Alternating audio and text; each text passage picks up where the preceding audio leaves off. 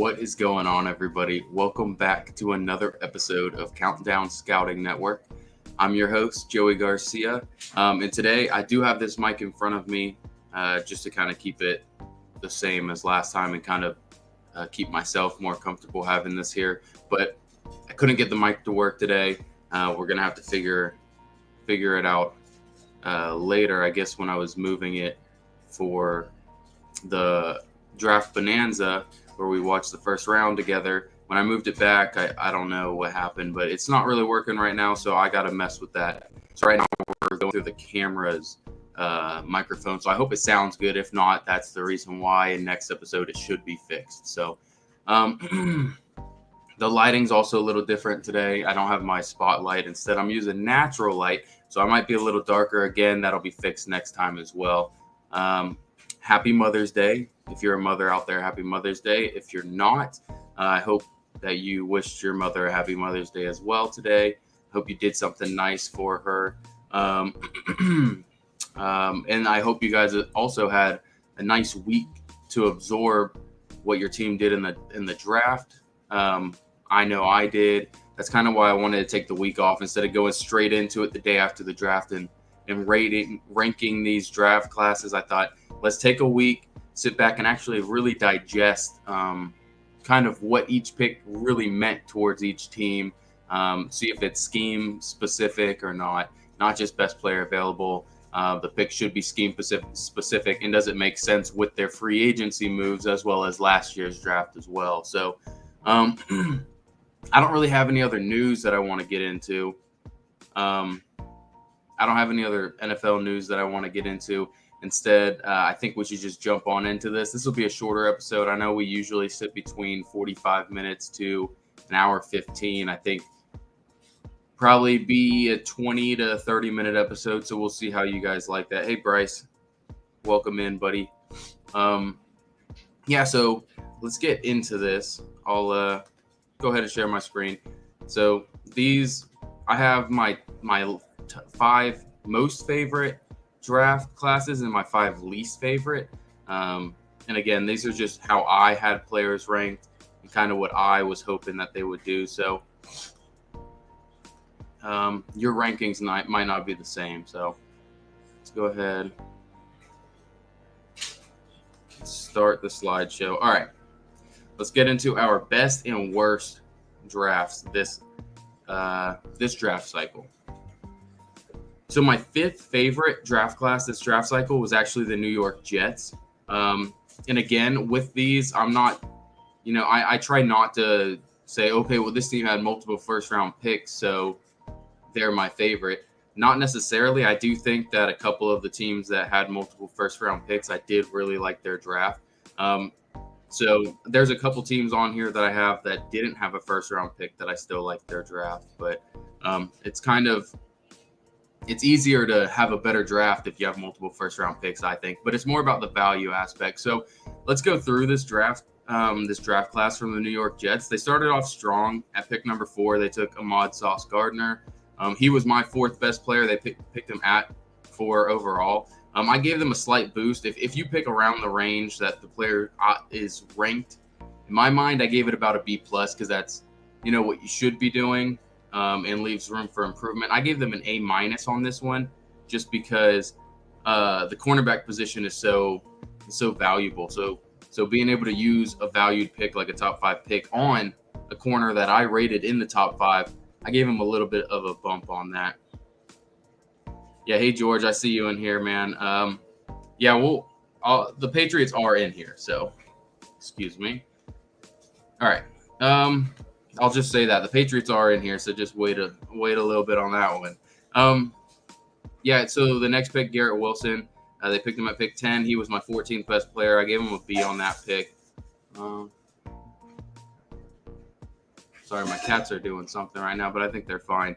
And again, they got a 3rd first-round pick. They took Jermaine Johnson the 2nd out of Florida State, edge rusher. I thought this is where he should have gone. He was ranked 21 for me. I know he had buzz going in the top 10.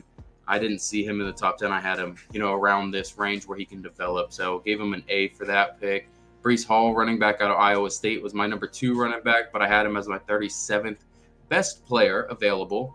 And so again, they got a B+ for that. Jeremy Rucker, tight end from Ohio State. Again, I had him as a early third round grade on him. I thought he was really good, probably my third favorite tight end in this class, and they took him, in the late third. So with one of those comp picks, so I gave him an A for that. Max Mitchell in the fourth round, a tackle from Louisiana. I had a third round grade on him, so A-.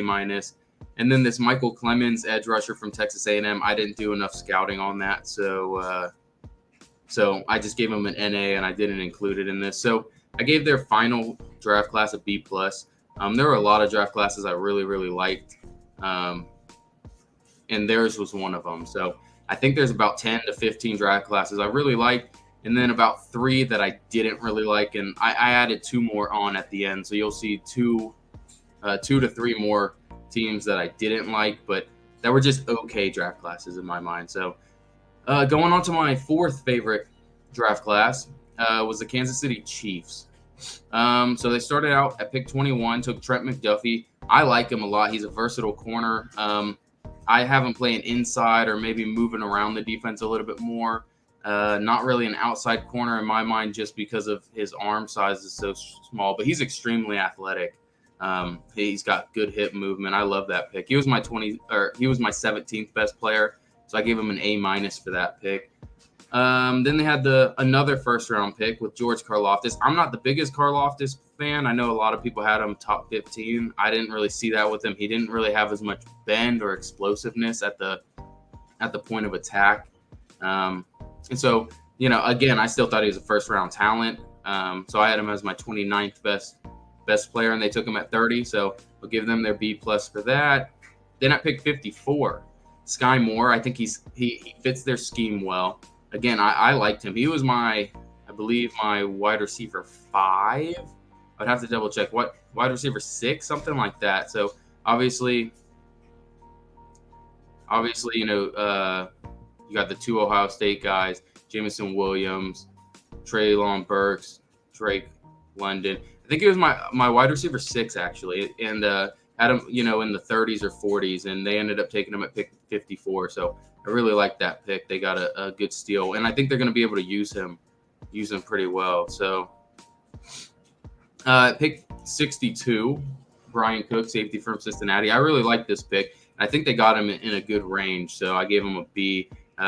Maybe have him in around pick 75-ish, but again, it wasn't much of a reach. I really like this, and I think they're going to use him really, really well. So at pick 103, they took Leo Chenal from he's the linebacker from Wisconsin. I really like Leo Chenal. I thought he would be picked a little earlier than this, and he ended up falling past the Dolphins pick, where I really thought they were going to grab him. But they didn't, and the pick right after, Kansas City ended up taking Leo Chenal, and I think it's a perfect spot for him. I gave him an A- for that pick. Again, Josh Williams was one of my 5th round steals that I had for my defensive gems in this class from Fayetteville State. I really like him. He's a long, lanky corner, and I think he's special. I think they reached a little bit on him, but obviously they feel like they can, get some. They feel like they can turn him into something. So again, I think they used a 4th round pick on him.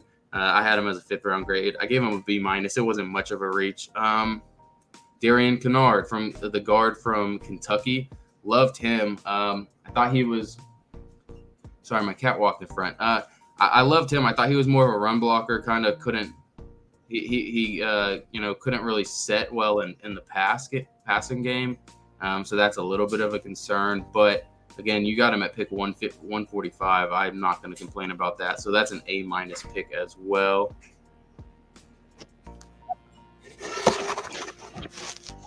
Which says Sky Moore will be like Tyreek Hill, except he won't be. All right, I'm not going to finish that one. Yeah, you're right. I do. I think they're going to use Mecole Hardman a little bit like that, but I think they're going to use Sky Moore like that a lot as well, just because I don't think they're very impressed with Sky Moore. So, Jalen Watson, corner from Washington State. I didn't. Sorry, my cats are in the way, but that's all right. You guys don't need to see me anyways. There we ago, whatever. So I didn't actually scout him. I didn't have enough information on him. So that's an NA. Isaiah Pacheco, running back from Rutgers. I really liked him. I watched him at the Hula Bowl when he was there. And I really like him. He's got good speed. He's got good punch. I think he's 5'11", 215, and he's really, really fast. So, again, I think they'll be able to use him well on special teams or practice squad most likely at first, but they might be able to turn him into something. So I gave them a B+ on that one. And then that corner from Marshall, Nazeeh Johnson, I didn't get enough on, so I did not include that. I gave them an A- for this draft class. I think this is a really, really good draft class for a team that went into overtime in the AFC Championship game. I think they're on their way back. And I think 1, 2, 3, 4, I think 5 of these guys can be immediate starters, maybe a 6th one as well. So really, really good draft right here. Going into my number 3, my third favorite draft class is the Seattle Seahawks. Starting out at pick number 9, they got Charles Cross. He was my third favorite tackle, but again, my 10th best player. They got him at 9. And I didn't think he was going to be there for them. So tremendous. I gave them a bump just because a left tackle with his caliber pass blocking skills is going to be an immediate day one starter. And I think he'll be a franchise left tackle for him. So that's an A- on that one. I really wanted to give them an A or an A+, just because I didn't think he was going to be there. But I decided I want to stick to kind of my draft values and draft grade stuff. So going to pick 40, Boye Mafe, linebacker from Minnesota. He's a raw prospect. There were rumors he was going to slip into the first round. I had him as my 40th best player, and I think he's got a lot of room to improve. So I gave them a B+. They picked him at the right spot, but in 2-3 years, this could be a guy that didn't really pan out, or it could be a guy who is a multi-Pro Bowl guy. So, again, I like that pick right there. I thought it was perfect. It would have been nice if they would have moved up into the first round to get him to get that 5th-year option on him, but I don't think it's really necessary. I think they got a good player with this landing spot. All right, got a little sip of water, and then going back into it. So they got Kenny Walker, the third running back out of Michigan State at pick 41. He was my 35th best player, and actually my favorite running back in this class. So I gave him an A for that. They got this, he was the second running back taken, and he was my first running back. So I like that. The next pick, Abraham Lucas, another tackle. Again, he's another guy that's gonna need some polishing, but I really liked it, and they picked him in the third. I liked him in the third. I thought this was a good spot for him. Kobe Bryant, a really good steal from this draft. He's a corner from Cincinnati, opposite of Ahmad Sauce Gardner. Fell to 109. I thought he was going to be picked before pick 100. He ends up falling out. I give him an A for this. This is a really good one. And then immediately after that, Tariq Woolen is still falling. I was hearing that he might be able to go in the first round just because he's a long, toolsy corner. He likes to hit. He's a ball hawk. He's got everything you want. I'm not really sure why he fell to 153. I was thinking he's going to be either a first round guy or someone in that top 50. And he fell. He fell over 100 spots, and they ended up picking him. So I gave him an A++ for that. I gave him a little extra because, again, he was a top 50 player for me, and they got him at 153. So really, really good pick right there. Tariq Smith, edge from Ohio State. Again, he's a guy that needs to be polished up a little bit, but he's got the tools that you need. They get him at 158. I had him as like a late third developmental guy. Again, that's an A+ pick. And then Bo Melton, the wide receiver from Rutgers, a speed threat. He's got decent route running.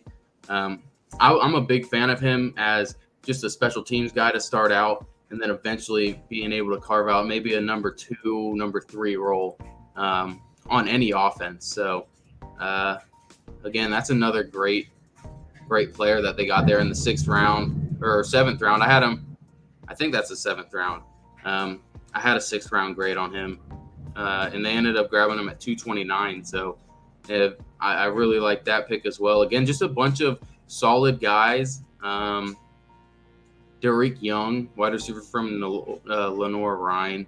I didn't actually scout him, so I gave them an NA for that one. But again, I mean, you're not reaching on any of these people, and you're getting some guys that are falling as well. So this was a really, really solid draft class. And again, they fit a bunch of needs and also a bunch of high quality players. Yeah, they didn't grab a quarterback in here. I was surprised. I thought, around that 109 spot, as the quarterbacks are still falling. Sam Howell wasn't picked at that point. I thought they might grab Sam Howell, and they didn't. And that's okay. I think they're okay with Drew Lock for this year, and then they're going all in next year. I think that's what it is. They want to put some people around Drew Lock and just see how he plays. But yeah, it was weird that they didn't grab a quarterback as they were falling. So going to my number 2 favorite draft class. This was hard, man. This was really, really hard to pick between this team and the next team on here. I ended up including the AJ Brown trade in this just because they ended up using a first-round pick on him. But again, I docked them a little bit in the overall draft, like overall rankings of the draft class, just because of that. I didn't want to say, oh, well, look at this. They added a top 10 wide receiver that's under 25 with their first-round pick, so we'll go ahead and put them at number 1. Again, you could flip-flop either of these two teams. They both had tremendous draft classes, and I really think that this team and the next team both, I wouldn't be surprised if every single one of their picks are playing either on their team or another team for the next couple years. So at a high level as well. So starting out at pick 13, Jordan Davis was the pick. He was a borderline top 10 player for me. I gave him an A for that. Then AJ Brown, obviously an A++ for the 18th overall pick, getting a guy of his caliber. And then again, only paying him $22 million a year too is nothing. So Cam Jurgens, I thought it was a little bit of a reach, but if you hear the interview with their current center, Jason Kelsey, he's been scouting centers for them and giving his input, and he loves Cam Jurgens. So I'm guessing he's seen something I didn't. Again, he's a little small, and he kind of is banged up most of the time, and that's kind of what I took away from it and why I was a little hesitant with him. But we'll end up seeing. I think he's going to be a good player regardless. But again, he's a smaller center, and he does have a little bit of injury issues. So, all right, George. Yeah, this might be over by 8, but we'll see. I don't have much more to talk about. I got like another 5 teams to talk about, but I appreciate you stopping in, man. The next pick at 83, they get Nakobe Dean. Again, Nakobe Dean, some people had as high as 15. I had him as my 27th best player. He ended up falling because of a shoulder issue. He didn't get surgery on his shoulder, and he's a smaller guy, and they weren't sure if he was going to have to get surgery during the season, so he just kept falling. And then Philadelphia said, all right, we'll take you. Thank you. So I give him an A++ for that. Again, every year you'll see a guy fall like that, but I didn't think anyone fall as far as Nakobe Dean did, and it was ridiculous. So very good pickup by them. Kyron Johnson, linebacker from Kansas. I haven't gotten to fully watch him, so I decided just to leave that as an NA as well. Grant Calcaterra, he's the tight end from SMU. Really big guy, strong at the catch point. I liked his film. At pick 198, you're going ahead and getting a number 2 tight end, someone that you can develop.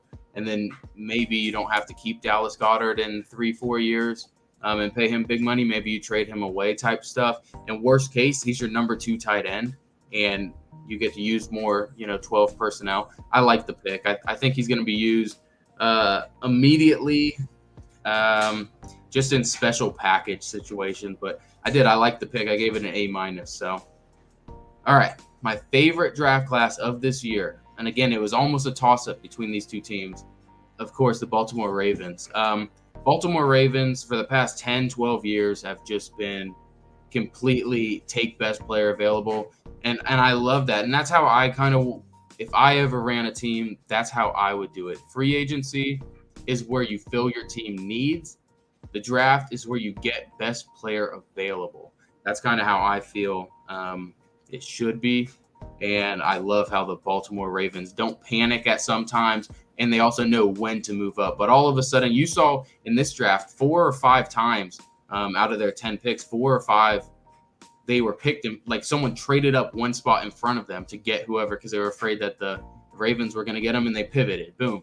So again, the Eagles traded up to 13 to get Jordan Davis. Eagles said, that's fine, man. Kyle Hamilton, the safety from Notre Dame, is fallen. We'll just grab him here. Again, he was my number 1 overall player. I'm not worried about his 4.7, 940. I think he's a freak athlete. He's got the instincts to make up for that time. You can really play him anywhere on the defense. And so if you have a really smart defensive coordinator, which they do have a good defensive coordinator, it does not matter. This guy is going to be a stud. So then at pick 25, I believe they traded up to get Tyler Linderbaum, which, again, I gave it an A++. He's not really a scheme fit with them. He's just an undersized center, but he was my 5th best player. And they traded up. I don't think they used more than like a 3rd round pick to move up as well. So they didn't use much draft capital to move up to grab him at pick 25. And they're going to figure out how to use him at center. You know, he's smaller than what they usually use, but I don't think they're worried about it. And I'm not worried about it either. So, and then again, at pick 45, David Ajabo's falling. He's falling, and they end up to, David Ajabo's falling. He was my 24th best player, and they said, all right, thank you. We'll go ahead and take him. So literally almost a round later than what I expected him to go. So I gave them an A++ for that.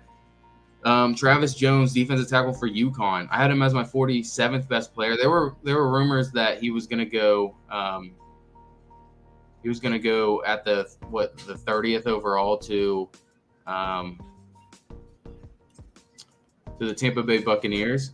And then after that, when the Bucs had the 33rd pick, the first pick in the 2nd round, people thought he was going to go there, and he just kept falling and falling.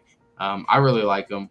I thought he was nothing more than a nose tackle, and then at the Senior Bowl, he proved that he's got some pass rush game to him as well. So I think he's going to be an immediate impact player for them, and they got him at 76. So really good pick there. Daniel Falele, tackle from Minnesota. He's a developmental tackle, but again, he's 6'8", 340 pounds. He's a rugby guy learning football. I had him as a developmental late 3rd round pick. They ended up taking him, I believe, at the beginning of the 4th round.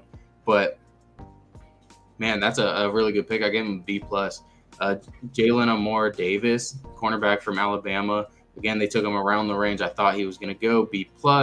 Charlie Kolar, tight end for Iowa State. I like him. He can receive, and he can also block a little bit. I gave him a B. I thought it was a little bit of a reach.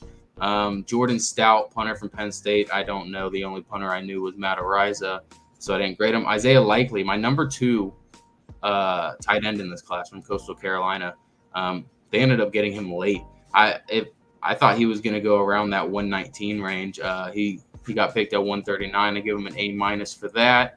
141, Demarion Williams from Houston, the corner. I haven't scouted him, so that's an NA. And then Tyler Batty, from the running back from Missouri. I really like Tyler Batty, and I thought he was going to be picked in the 5th round. I believe they got him at the very end of the 5th round. I think he's going to be an immediate number 3 running back for them, taking that Justice Hill spot. But I think he's gonna move in there and kind of steal some of Gus Edwards' touches, and eventually maybe surpass Gus Edwards. Again, he's only 200 pounds. He's not that big. He's a 5'8", 200-pound running back. But he packs a punch.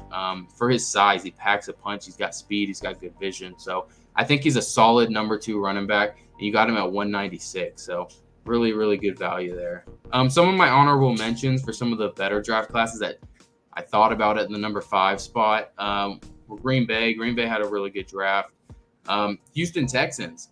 Very low-key, but really good draft. If you look through all their picks, they didn't reach on anyone. They got a bunch of solid guys that can end up making an impact for them in day 2 and day 3.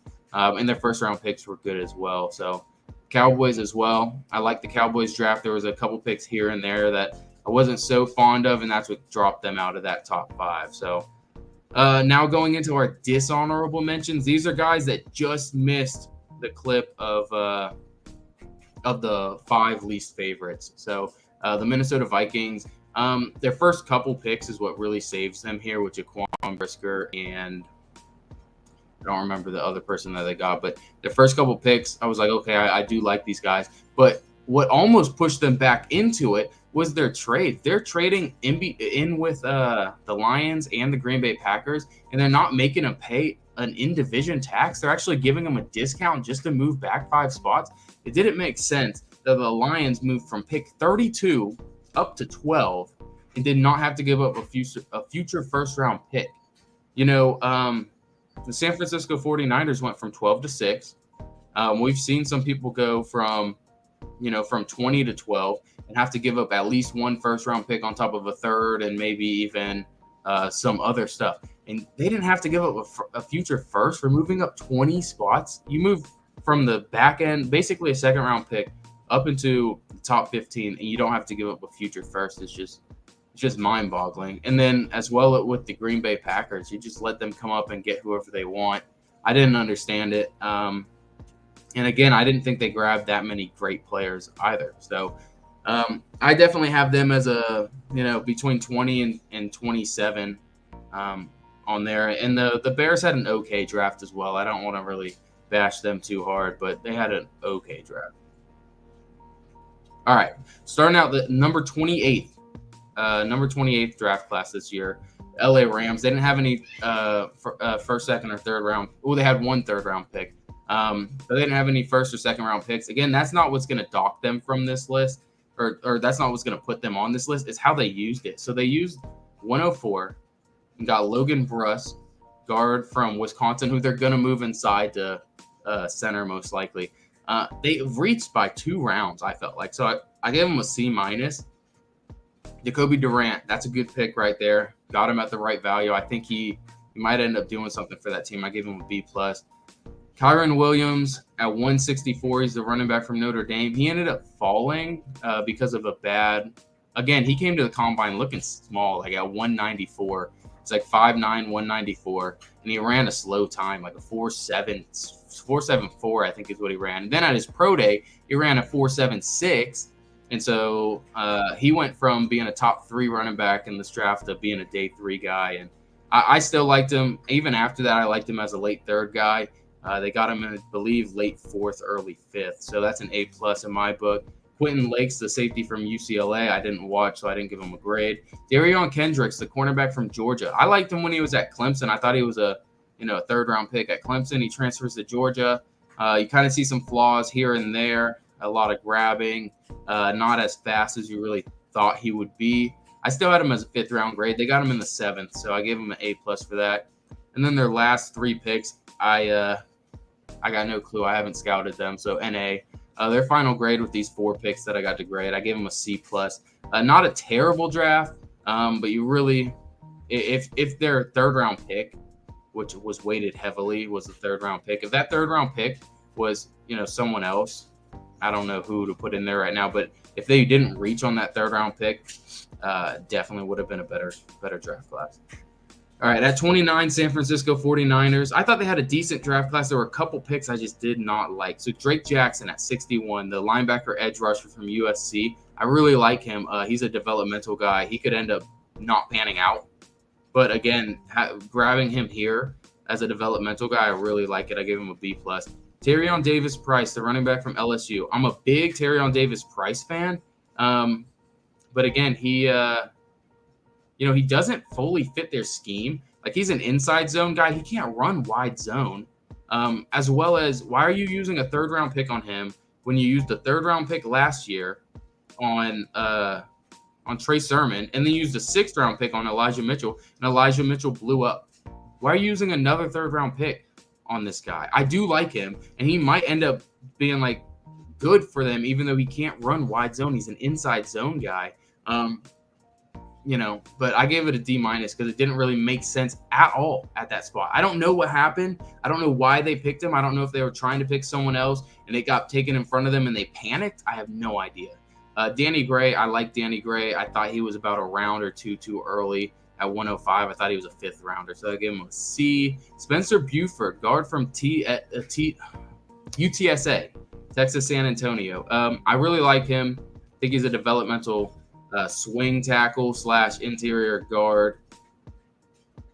Yeah, I know San Francisco's running backs get injured every game, but like he doesn't run the scheme that they run. Like Trey Sermon didn't run the scheme. I thought it was a perplexing pick when they picked him, and look how that turned out. Again, I understand that their running backs do get injured. Even Elijah Mitchell got injured a bunch with like concussions and thigh injuries last year. And I agree with them adding to the running back room, but just grabbing this one guy who doesn't fit the scheme in the third round was just weird to me. Spencer Buford gave him a B+. I think he could turn into something special. Samuel Womack, cornerback from Toledo, I didn't watch, so that's an NA. Nick Zakows, I don't actually know how to say his name, but I was doing some research on him before the draft, and I really do like him. From what I was hearing was he's a developmental 7th round guy.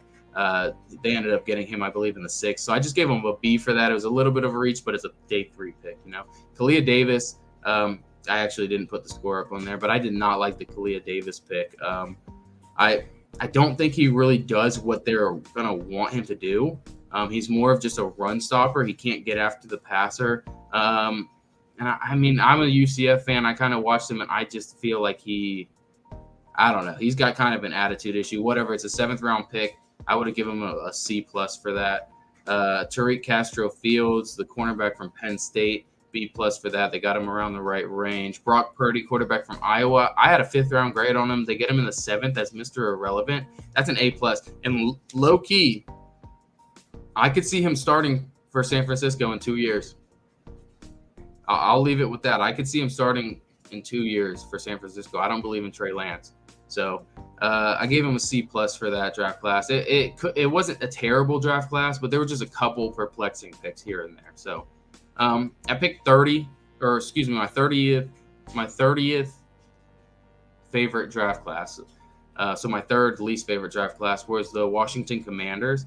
At their first pick 16, Jahan Dotson. I understand it was at the end of a wide receiver run, and he was that next group of wide receivers, but trade back. I don't know why you would take a guy who I thought was a mid-second round guy, and a lot of people I heard and talked to thought he was a mid-second round guy. He's a one-trick pony at this point.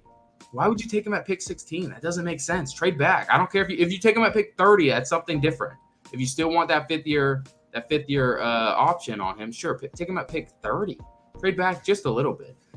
But they didn't. C+. Fadarius Mathis, I do like him, but again, he's kind of a one-trick guy as well. He can't really defend against the run. He's more of just a third down pass rush kind of guy in the middle of the defense. I gave him a C. I thought he was going to go somewhere late third round, and instead they got him at the beginning of the second. So Brian Robinson, again, I'm not a big fan of the running back Brian Robinson. He's 225 pounds, 6'1", but he looks like Tarzan and plays like Jane. He doesn't want to hit. He almost forgets that he's 225 pounds. We just talked about Tyler Batty, who's 200. He's 5'8", 200 pounds. And he loves to hit. He feels like he's 230. Every time I watch him run, I'm like, yeah, he thinks he's 230. Brian Robinson thinks he's 190 is how I feel. So I thought he'd be a 5th round, or how I valued him was a 5th rounder. They got him in the middle of the 3rd. I gave that a C-.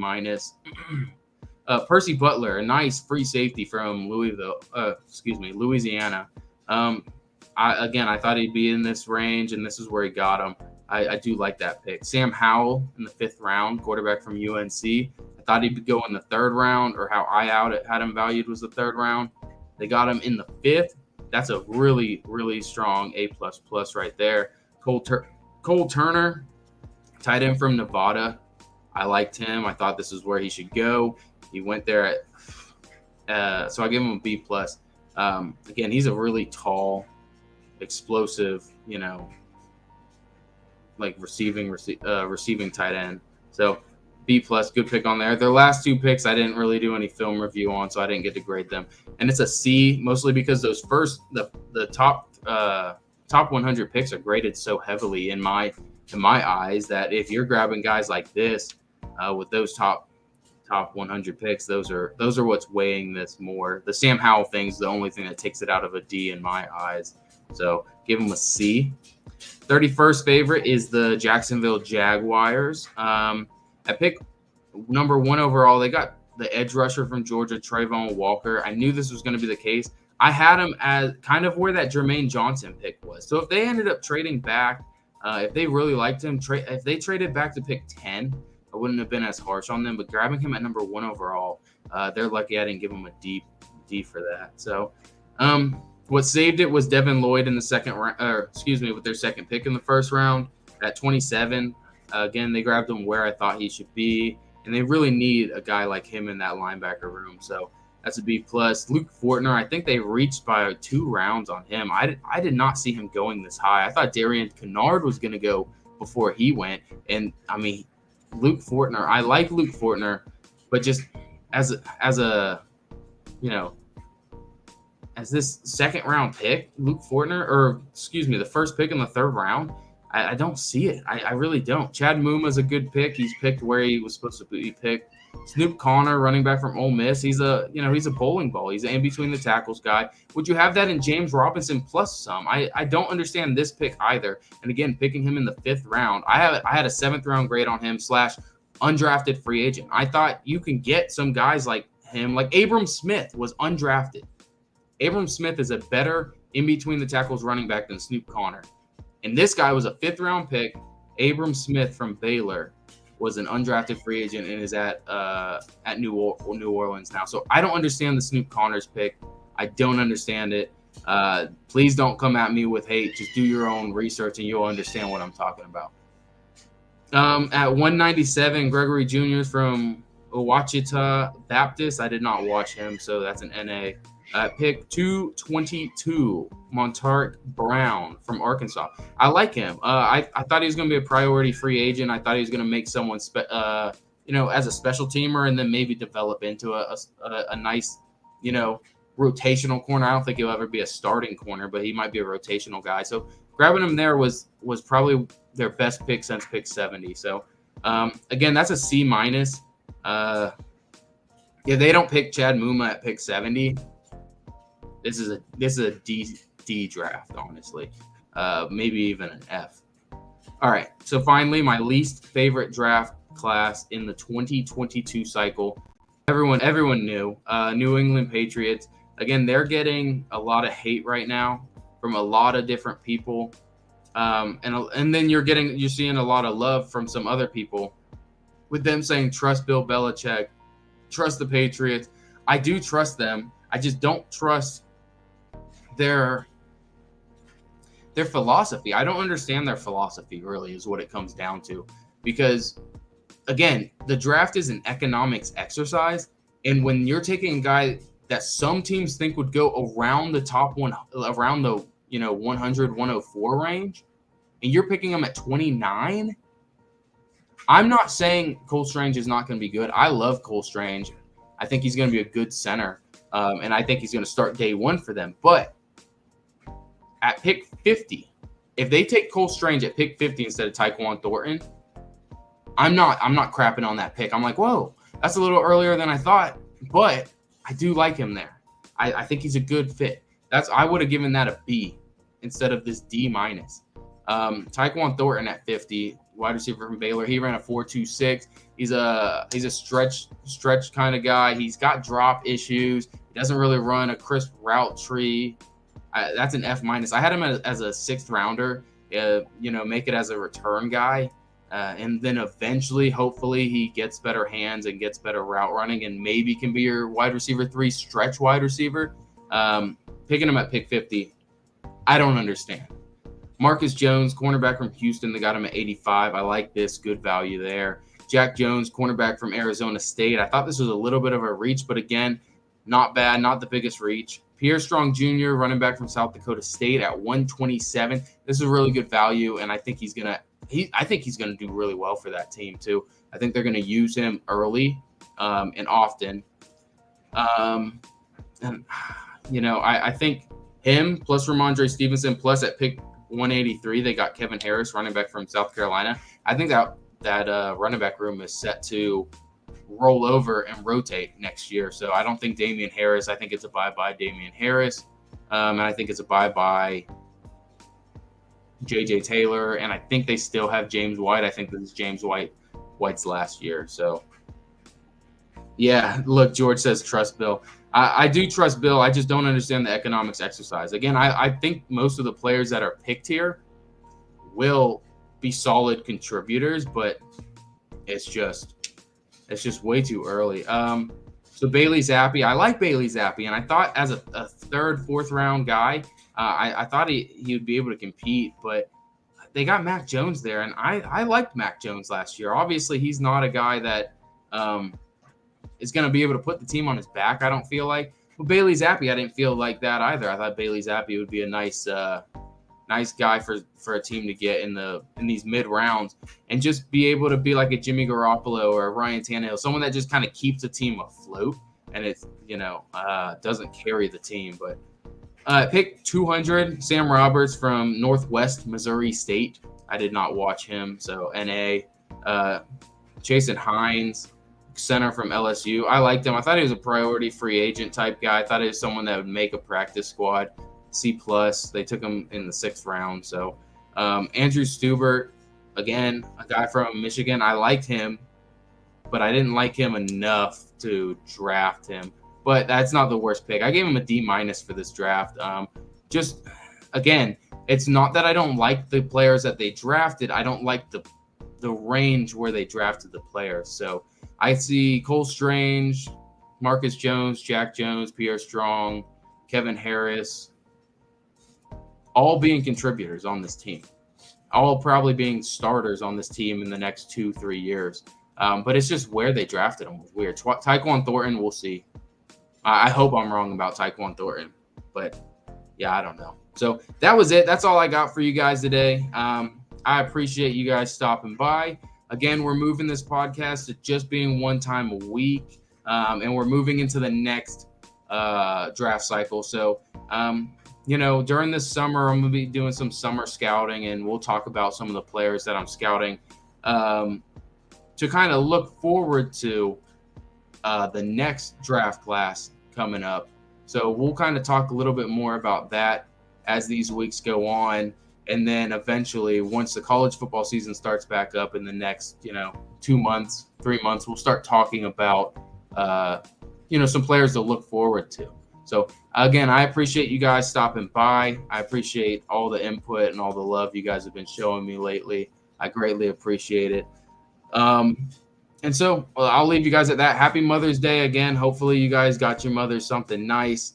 And I will see you guys probably next Sunday. I don't know exactly when the next podcast is going to be, but I'm thinking next Sunday. So thank you.